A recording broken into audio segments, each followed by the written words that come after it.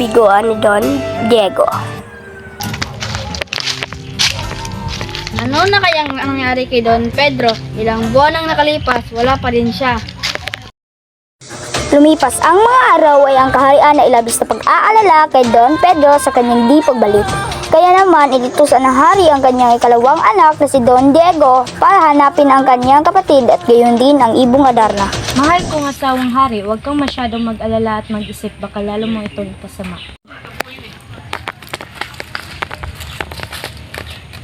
Di ako makapalagay. Diego, mas mabuti pang ikay maglakbay upang hanapin ang iyong kapatid at gayon din ang ibong Adarna.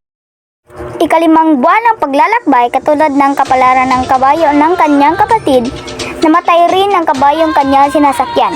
Kaya siya ay napilitan na lang maglakad at hindi niya namalayan, siya ay dumating na pala sa bundok Tabor.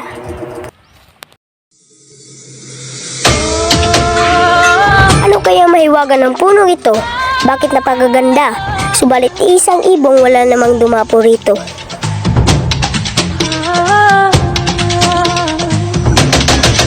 Lumalim na ang gabi, desidido si Diego na tuklasin ang hiwaga ng puno habang siya ay nakaupo sa tabi ng bato at iniisip ang hiwaga ng puno.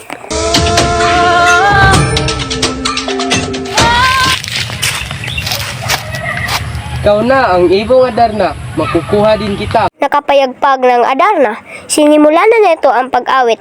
Sa lambing ng pag-awit, si Don Diego naakit sa tinig netong nakakapagpikit.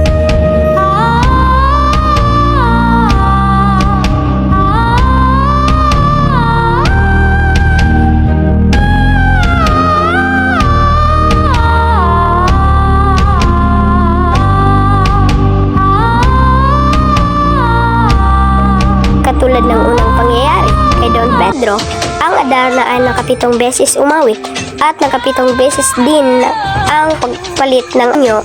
Ang pagdumi ang ginawa ang kapalaran ng sinapit ng kanyang kapatid ay kanya ring isinapit.